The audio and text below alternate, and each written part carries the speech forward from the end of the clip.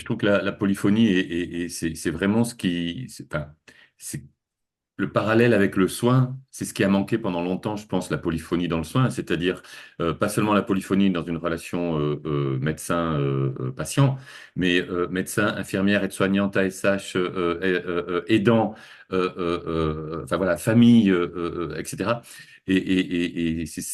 Voilà, c'est ce qui est riche. Donc, et du coup, dans cette symétrie, c'est plus une symétrie à deux, Non, c'est une non. multisymétrie. Je sais pas s'il y a un mot là, au secours les littéraires, est-ce qu'il y a un mot pour la symétrie à plus de deux? Je sais pas. Non, Mais, ouais, mais polyphonie, c'est bien parce que ça dit et tout bien le ce que ça veut dire. monde, ouais. Le son vient de partout et les paroles viennent de partout Et on entend tout le monde. et on entend tout le monde et puis des fois, il faut parler chacun à son tour. Mais, tu vois, c'est des lecteurs qui m'ont fait prendre conscience de ça. Euh, c'est qu'un jour, je ne sais plus quand, mais à une conférence au sujet de la maladie de Saxe, moi, je disais, je pense, à propos de l'écriture, je disais, je pense que l'écriture n'appartient pas aux gens qui sont publiés, l'écriture appartient à tout le monde. Il y a des gens qui n'aiment pas écrire, c'est très bien. Les gens qui aiment écrire, ils ont le droit d'écrire et on n'a pas le droit de leur dire ce que vous écrivez. C'est pas bien parce que vous n'avez pas été publié. C'est des conneries. L'écriture, c'est une activité aussi légitime et aussi respectable que le fait de faire de la musique de façon individuelle, de faire de la peinture, de faire n'importe quoi, du vélo, ce que vous voulez. Donc, on va arrêter de faire une hiérarchie entre les gens publiés d'un côté, les écrivains, ouah, et puis les autres. Non, non, non. Il y a des écrivains et des écrivantes. Il y a des personnes qui écrivent. Puis elles en font. Et je pense que la parole, dans le domaine de l'écriture, la parole appartient à tout le monde. Et il y a quelqu'un qui lève la main et qui me dit, mais alors, c'est pour ça que dans la maladie de Saxe, c'est chaque patient qui parle, chacun à son tour. Et j'ai dit, bah, écoutez, je ne m'étais pas rendu compte de ça. Je ne l'ai pas fait pour ça. Je l'ai fait parce que je trouvais que s'il était juste que chaque personne prenne la parole pour elle-même. Et puis, pour moi, en tant qu'auteur, c'était, dans une certaine mesure, c'était plus facile parce que ça voulait dire qu'à chaque fois, je pouvais changer de registre, je pouvais Mm, changer mm, mm. d'histoire, je pouvais changer de vocabulaire, je pouvais changer de ton, c'était plus marrant, quoi. Ça faisait pas, c'était pas la même chose que si c'était à chaque fois le médecin qui écoutait le patient parler. Non, à chaque fois c'est le patient qui prend la parole, la patiente qui prend la parole. Et je dis oui, je m'étais pas rendu compte de ça. Donc c'est te dire à quel point aussi inconsciemment mes mécanismes sont les mêmes. Je veux dire, pour moi la polyphonie c'est une position politique, on peut dire dans une certaine mesure, hein. Mais exactement, une position politique. Et c'est vrai que dans la maladie de Saxe, ce qui était surprenant, moi, quand je l'ai lu, c'est que bah, il y avait la parole au patient. C'est-à-dire, moi, je l'ai pas relu depuis, mais je me rappelle que des paroles de patients. Et c'était peut-être pour ça que c'était novateur, parce que ce que tu disais tout à l'heure dans les romans contemporains, c'est la première fois qu'on les entendait parler dans un livre, en fait. Euh, Mm. et et, euh, et c'est pour ça que j'avais choisi l'extrait, je ne sais pas si tout le monde les a reçus, les extraits que Martin nous a fait l'honneur d'enregistrer. Est-ce que vous avez reçu et les audios et les textes? Mais quand Oui. dans le premier, quand tu fais parler Jacques Lapariteur dans Les Trois médecins, donc le bouquin Les Trois médecins, hein, qui est, D'ailleurs, que tout tout le le monde a roman, dans lu. les trois médecins, alors en 2 minutes, si tu permets que Oui, j'explique, bien les trois sûr. médecins, c'est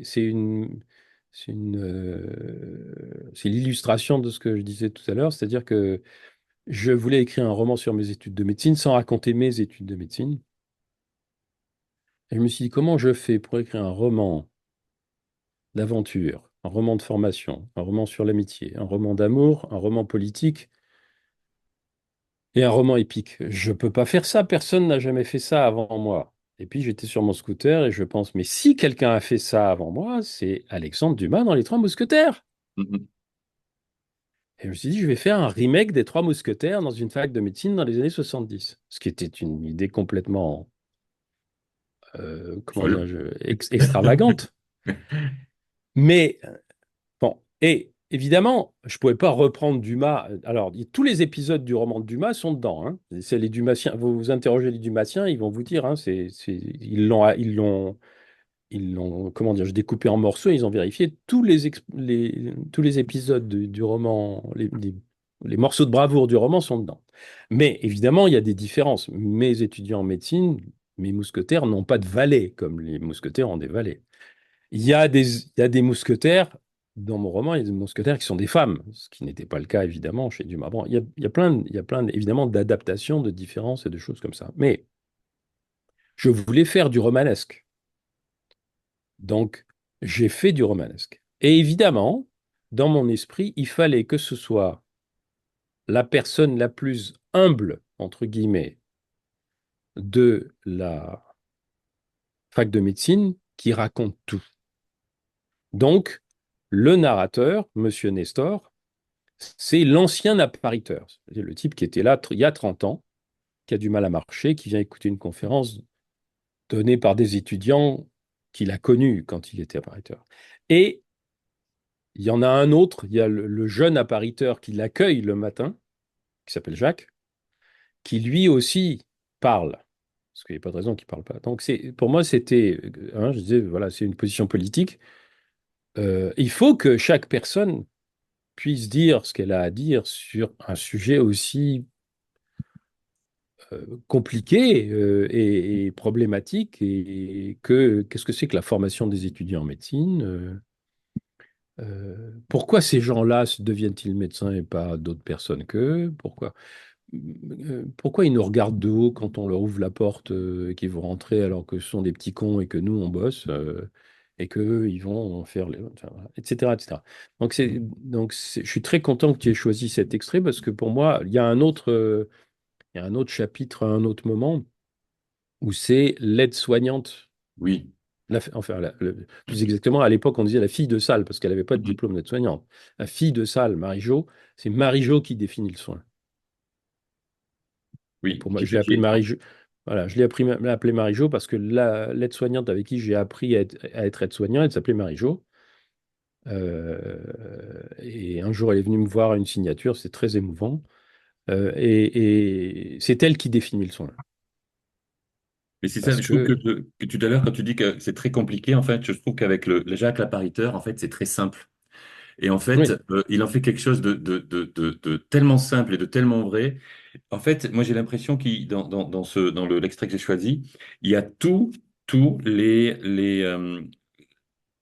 les origines possibles des problèmes de symétrie dans le soin et tous les leviers possibles justement pour apparaître dessus. Les attentes des uns, le savoir de l'autre versus la naïveté du patient, le statut, le respect que l'on a, enfin, ce rapport de domination, enfin, c'est une égalité d'emblée de force.